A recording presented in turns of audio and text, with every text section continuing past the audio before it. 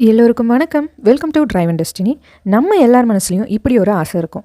ஒரு வேளை அப்படிப்பட்ட விஷயம் நடந்தால் நீ என்ன பண்ணுவ அப்படின்னு நமக்கு தெரிஞ்சவங்க கூட நமக்கு கேட்டிருப்பாங்க. அப்படி என்ன ஆசைன்னு நம்ம மூளை யோசிக்க ஆரம்பிச்சிச்சு தானே. சரி, அது ஒரு கேள்வியாகவும் இருக்கலாம், ஆசையாகவும் இருக்கலாம்.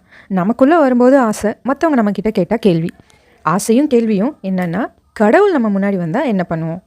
மூக்குத்தி அம்மன் படத்தில் ஆர்ஜே பாலாஜி லிஸ்ட்டு போட்ட மாதிரி போடுவோமா? இல்லை கடவுளோட அழகை ரசித்து மெய்மறந்து போயிடுவோமா? இல்லை கடவுளே என்னை இந்த பூமியிலேருந்து கூட்டிகிட்டு போய் உன்னோடையே வச்சுக்கோன்னு சொல்லுவோமா? எனக்கு தோணுன சில எண்ணங்கள் மாதிரி ஒவ்வொருத்தருக்கும் பல எண்ணங்கள் வரும், சரிதானே? சரி, அந்த எண்ணங்கள் எல்லாமே ஒரே புள்ளியில் வந்து நிற்கும். அதுதான் மன அமைதி, மன நிம்மதி. மன நிம்மதியா? அது இந்த ஜென்மத்தில் எனக்கு இல்லை, அடுத்த பிறவியில் பார்க்கலான்னு சொல்லுவோம். சரி, மன நிம்மதி, அமைதி இதெல்லாம் இந்த பிறவிலேயே கிடைக்குமான்னு கடவுள்கிட்ட கேட்போமா? கடவுள் நம்ம முன்னாடி வந்துட்டார், நமக்கு என்ன வேணும்னு கேட்குறாரு. நம்ம ஞானத்தை கொடுன்னு கேட்போம். அப்போ கடவுள் சொல்கிறாரு, நீ பிறக்கும்போதே ஞானத்தோடு தான் பிறந்தாய் அப்படின்னு சொல்கிறாரு. அப்புறம் ஏன் எனக்கு நிம்மதி இல்லாமல் இருக்கேன்? நீ இருக்கியா இல்லையாங்கிற சந்தேகம் அடிக்கடி ஏன் எனக்கு வருது அப்படின்னு நம்ம கேட்குறோம். பிறப்பெடுக்கும் ஒவ்வொரு மனிதனும் ஞானத்தோடு தான் பிறக்கிறான். அவன்கிட்ட இல்லாத ஒரே ஒரு விஷயம் புரிதல். புரிதலா? அதை எப்படி கொண்டு வருவது?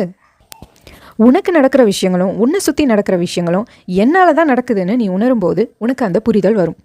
புரிதல் வந்தால் மன நிம்மதி தானாக வரும். நிம்மதியை தேடி நீ துறவரம் போக தேவையில்லை, உன் உறவுகளை வெறுக்க தேவையில்லை. இந்த பிரபஞ்சத்தில் எப்போவுமே நீ தனித்துவமாக தான் இருப்ப. உன்னோட நிழல் மாதிரி உன் கூடையும் நான் இருப்பேன், உனக்கு உள்ளேயும் நான் இருப்பேன். உனக்கு இந்த புரிதல் வரும்போது ஞானத்தை நீ அடைவாய். ஞானத்தின் உயர்ந்த நிலை அமைதி. அதை நீ அடையும் போது எந்த இடத்திலும் எந்த சூழ்நிலையிலும் உன் மனம் அமைதியாகத்தான் இருக்கும். உனக்குள்ளே அந்த புரிதல் வர்றதுக்கு தியானம் மிகச்சிறந்த மருந்து. தியானம் உனக்குள்ளே ஒரு தெளிவை கொடுக்கும். அந்த தெளிவு உனக்குள்ளே இருக்க ஆத்மாலையும் மற்ற உயிர்களில் இருக்க ஆத்மாலையும் பரமாத்மாவான நான் தான் இருக்கேன்னு உணரும்போது உன்னால் எந்த ஜீவனையும் கஷ்டப்படுத்த முடியாது. உதவி செய்யணுங்கிற எண்ணம் மட்டும்தான் உனக்கு வரும். யார்கிட்டையும் கோபமோ வெறுப்போ நீ காட்ட மாட்ட. அதுக்கு பதிலாக அன்பை மட்டும்தான் காட்டுவ. அந்த அன்பை தான் நீ எல்லா ஜீவன்கள்கிட்டையும் பார்ப்ப.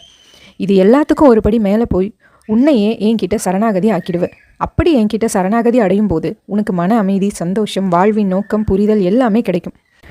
உதாரணமாக, நீ ஒரு மொழியை கற்றுக்கணுனாலோ இல்லை கலையை கற்றுக்கணுனாலோ எதுவாக இருந்தாலும் அதுக்கு அடிப்படை தான் முக்கியம். அந்த அடிப்படையை வச்சு தான் மொழியோ கலையோ கற்றுக்க முடியும். அதே மாதிரி தான் நீ என்னை சரணாகதி அடைகிறதுக்கும் என்னோட மொழிகளை புரிஞ்சுக்கிறதுக்கும் தியானம் ஒரு அடிப்படையான விஷயம். இந்த தியானத்தின் மூலமாக நீ எல்லாத்தையும் தெரிஞ்சுக்கவும் முடியும், புரிஞ்சுக்கவும் முடியும். தியானத்தை கற்றுக்க ஆயிரக்கணக்கில் செலவு செய்ய தேவையில்லை. ஒரு அமைதியான இடத்துல உட்காந்து உன்னோட மனசில் என்னை நிறுத்தினா போதும். அடுத்தது என்ன பண்ணணும்னு நானே சொல்லுவேன். எதையோ முயற்சி செய்கிற நம்ம ஏன் இதை முயற்சி பண்ணி பார்க்கக்கூடாது? தியானத்தை வாழ்வின் அங்கமாக்கி நம்ம அங்கத்தை பரமாத்மாவிடம் சரணாகதியாக்கி வாழ்வின் நோக்கம் அறிந்து வாழ்வோம். வாழ்க வளமுடன்.